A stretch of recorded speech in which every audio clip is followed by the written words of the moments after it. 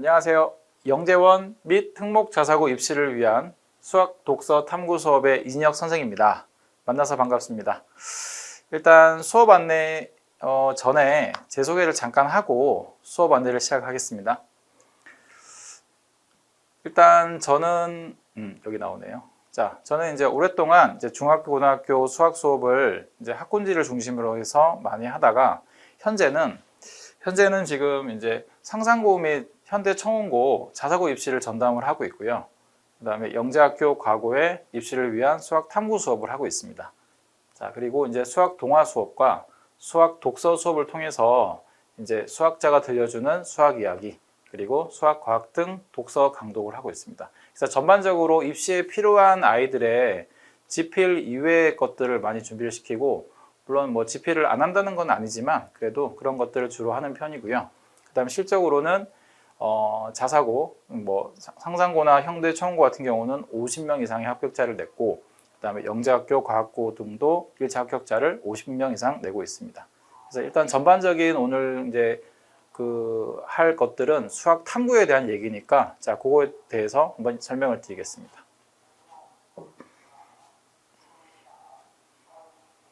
자, 이쪽이 아니고 이쪽이네요. 그죠? 자, 그래서 일단은 영재원이 중요한 이유를 살짝 말씀을 드리면, 대표님께서 많이 말씀을 드렸지만 제 입장에서 말씀을 드리면, 영재학교와 과학고 입시에서 지금 현재 문제풀이보다는 수학 탐구 능력이 굉장히 중요해지고 있습니다. 그래서 한 가지 예로 한가영 같은 경우에 장영실 전형이 있죠. 그 장영실 전형이 굉장히 지필보다는 이런 면접이나 탐구 역량을 많이 보는 전형이고, 그런 전형이 다른 학교들에도 아마 확대가 될 예정입니다. 그렇기 때문에 향후에 영재학교 과고를 위해서도 수학 탐구 능력은 굉장히 중요하다고 생각하시면 됩니다. 그리고 다른 자사고 등 같은 경우도 자기주도 학습 능력이라고 합니다. 그 능력을 통해서 수학 탐구 능력이 굉장히 중요해지고 있고요. 그 다음에 앞으로 고교 학점제, 지금 현재 중학교 2학년 이하의 학부모님들은 잘 아시고 있는 건데, 자, 거기에서도 어떤 결과형 평가인 지필보다는 과정형 평가가 훨씬 더 중요해집니다. 그러기 위해서는 수학 탐구 능력이 굉장히 중요하다고 생각하시면 됩니다.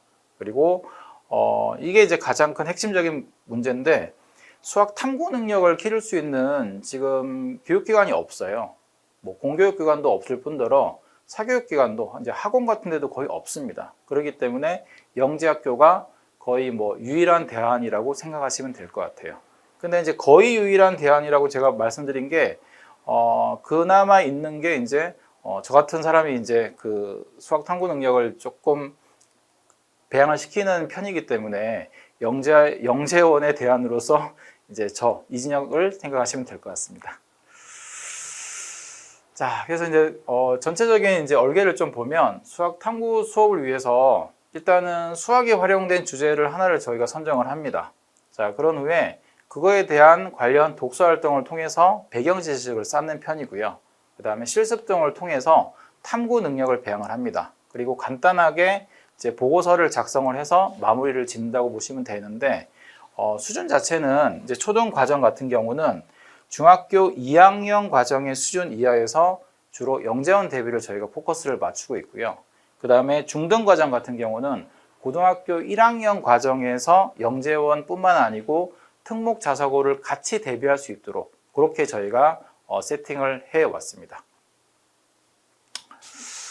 자, 그 다음에는 이제 수업 안내를 좀 드릴게요. 그래서 초등과정 같은 경우는 이번에 그 방학 때 해야 될 주제가 작도와 기하학적 최적화라는 주제로 저희가 잡았습니다. 그래서 1주차에는 기본적인 작도에 대한 저희가 배경 지식을 좀 배우고요. 이걸 위해서 지금 세팅된 책이 히포크라테스가 들려주는 작도 이야기, 여기 있는 책이 있습니다. 이 책을 우리가 할 거고요. 2주차에는 오심 작도를 할 겁니다. 그래서 오심 작도는 오일러가 들려주는 오심 이야기. 자, 이 책으로 기본적인 배경 지식을 쌓고, 그리고 아래 그림들처럼 실습을 주로 저희가 많이 시키는데, 처음에 있는 그림 같은 경우는 신라인의 미소라는 신라시대의 유물이에요. 그럼 이 깨진 유물을 가지고 복원을 해서 이게 원래는 원 모양인데 거기에 중심을 잡아서 어떻게 완벽하게 복원을 하느냐, 그렇게 활용을 할 거고요. 두 번째 개념 같은 경우는 이제 무게중심입니다. 근데 보통 무게중심이라고 하면 삼각형의 무게중심을 주로 얘기를 하죠. 근데 그거를 이제 좀 더 확장을 해서 뭐 사각형의 무게중심, 오각형의 무게중심 이런 것들 우리가 주안점으로 실습을 할 예정이에요. 그리고 구심점이라고 하는 것도 있고요. 그 다음에 오심을 활용한 사례로 이제 보로노이 다이어그램이나 델론의 삼각형이 있는데 이것들은 이제 어떤 지도죠, 그죠? 지도, 서울의 지도인데 이제 행정구역 내에서 공공기관들이 어떤 위치에 있어야지만 가장 좋은 위치에 있느냐, 그러니까 말 그대로 최적화된 위치에 있느냐 그런 거를 구하기 위해서는 보로노이 다이어그램을 이용한다. 이렇게 보시면 됩니다. 그래서 일단 이번 방학 특강으로 이제 할 것들이 이 주제에 대해서 한번 해봐서 아이들이 기하에, 그러니까 도형에 좀 더 친숙해지는 그런 계기가 됐으면 하는 입장에서 이 수업으로 잡았습니다. 자, 궁금해하실 것 같아서 이후 주제도 좀 조금 이제 말씀을 드리면 이후에서는 이제 암호에 대해서 우리가 얘기를 할 거예요. 암호는 이제 고전 암호와 이제 현대 암호가 있는데 사실은 암호라는 주제는 지금이 사실은 그 정보화 시대지 않습니까? 그 IT 쪽에 이제 그 진로를 가지고 있는 친구들이 되게 많은데 정보화 시대에서 가장 중요한 게 정보 보안입니다. 그래서 그 정보 보안의 가장 1등이 암호기 때문에 아이들의 진로 탐색을 위해서도 굉장히 좋은 주제이기도 하고요. 암호 자체가 다 수학입니다. 뭐 함수를 이용을 한다거나 뭐 약수와 배수 그리고 조금 더 이제 심화로 들어가면 합동식이나 아니면 뭐 오일러 파이 함수나 이런 이제 경시 이론까지 같이 접목해서 배울 수 있기 때문에 조금 이제 아이들의 흥미를 북돋우기 위해서 좋은 주제라고 저는 생각을 합니다. 그래서 그거에 대해서 이후에 할 거고요. 그 다음으로는 이제 작도로 배우는 황금비. 황금비라는 거 우리가 많이 들어보셨죠, 그죠? 굉장히 아름다운 비율인데 그 아름다움을 어떻게 수학적으로 표현을 할 거냐, 그거에 대해서 우리가 얘기를 할 겁니다. 그래서 가장 기본적인 정보는 사실 닮음이에요, 닮음. 그 이제 아이들이 중학교 2학년 교과에서 배우지 않습니까? 그래서 닮음을 통해서 그 황금비를 이제 배우고 그 황금비가 이제 적용된 사례에 대해서 여러 가지 사례들에 대해서 이제 저희가 탐구를 하고 그리고 황금비 말고 다른 비들이 또 있어요. 뭐 금강비나 은비나 동비. 그래서 다른 비율도 이제 수학적으로 어떻게 적용이 되고 어떻게 활용이 되는지 그런 거에 대해서 우리가 배울 예정입니다.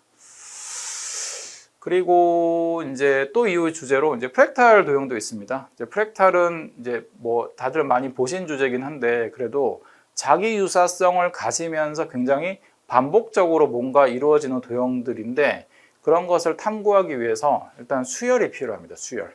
수열은 사실은 아이들이 배우는 건 아닌데 그래도 창의 수학이나 뭐 사고력 수학을 한 친구들은 수열을 우리가 많이 다루기 때문에 이제 그런 걸 통해서 이제 여기 있는 도형은 이제 맹거 스펀지라고 하는 건데 이런 것들의 뭐 넓이나 부피나 뭐 겉넓이 이제 이런 걸 이제 구해보고 그리고 프랙탈 도형을 탐구한 거 이어서 디자인도 한번 해볼 예정입니다. 그래서 디자인은 저희가 행렬을 이용해서 행렬에 이제 표를 그리는 기능이 있지 않습니까?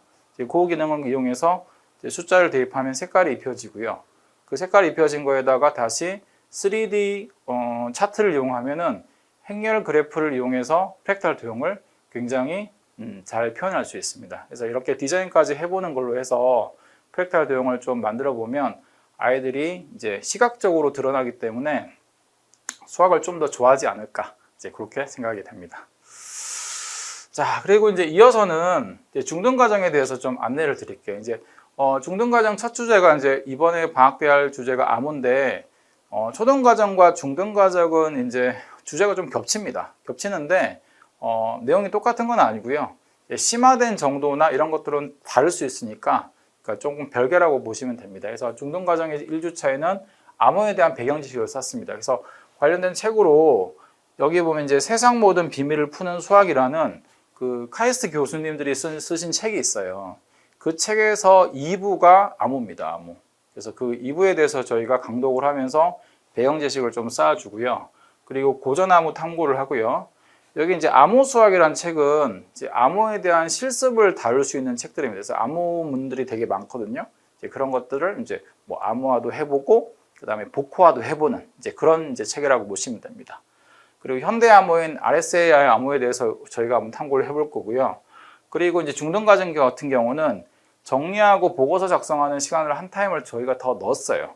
왜냐하면 이제 아이들이 당장 입시를 준비해야 되기 때문에 산출물이 좀 필요합니다. 그래서 이제 초등 과정에서도 물론 산출물을 저희가 작성을 하긴 할 거지만 중등 과정에서는 조금 더 이제 체계적으로 보고서 작성하는 시간을 1시간을 더 넣었습니다. 그래서 이런 식으로 이제 암호를 이번 방학 때 이제 진행을 할 예정이고요. 그 다음에 이유 과정 잠깐 소개를 해드리면, 자, 이유 과정을 조금 소개해드리면, 작도와 황금비, 아까 이제 황금비 얘기했죠, 그죠? 그리고 프랙탈 도형, 아까도 했습니다. 그리고 중등 과정은 이제 프랙탈 도형에 이어서 프랙탈 차원과 카우스에 대해서도 한번 얘기를 더 해볼 겁니다. 그래서 차원에 대해서 한번 공부를 하고, 프랙탈 차원, 이것도 이제 실습이 있습니다. 그리고 카우스, 그러니까 카우스라는 개념 안에 프랙탈이라는 도형이 있어요, 사실은. 그래서 그 카우스에 대한 탐구도 한번 같이 해볼까 합니다. 그리고 기하학적 최적화, 아까는 이제 이것도 했죠. 보르노이 다이어그램과 델론의 삼각형 했는데, 이제 중등 과정에서는 이제 페르마 점을 조금 더 추가적으로 탐구를 할 예정입니다. 그리고 조합적 최적화는 좀 쉽게 말하면 이게 이제 한붓 그리라고 생각하시면 됩니다. 한붓 손을 띄지 않고 그리는 한붓 그리기인데 거기에서 나오는 게 그래프 이론이라고 하는 게 있어요. 그걸 통해서 오일러 회로나 뭐 해밀턴 회로 그리고 사색 문제 같은 경우를 이제 그래프 이론으로 어떻게 풀 수 있는지. 그래서 지금 이 조합적 최적화는 굉장히 요즘에 핫한 학문인 게 얼마 전에 그 허준희 교수님이 이제 필즈상을 받으셨죠, 그죠? 그 필즈상을 받은 허준희 교수님이 이제 받은 그 수학적 업적이 뭐냐면은 그래프 이론으로 받으신 거예요. 그래서 이 조합적 최적화는 굉장히 요즘에 핫한 학문이기 때문에 아이들이 굉장히 좋아하신다고 보시면 될 것 같습니다. 자, 아까도 말씀드렸지만 초등 과정과 중등 과정이 겹치는 주제는 좀 내용이 심화된 정도가 다르니까 그거 참고를 좀 해주시고요. 자, 마무리하겠습니다. 자, 지금 현재 입시에서 의대나 스카이대, 최고의 대학에서 원하는 인재는 단순히 문제를 잘 푸는 학생을 원하지 않습니다. 요즘에 뭐 킬러 문항에서 굉장히 사회적 문제가 많지 않습니까? 근데 대학에서 킬러 문제 잘 푸는 아이들을 그렇게 좋아하지는 않습니다. 어떤 아이들을 좋아하느냐? 수학에 대한 본인만의 생각을 가지고 탐구 능력을 이제 좋은 친구들을 원하는 편입니다. 그러니까 이것이 본질이기 때문에 아이들을 지도할 때 뭐 선행하고 심하고 뭐 중요합니다. 중요한데 그거만큼 수학 탐구 능력이 중요하다는 거 그거 잊지 마시고 아이들을 지도하시면 참 좋을 것 같습니다. 자, 마무리하겠습니다.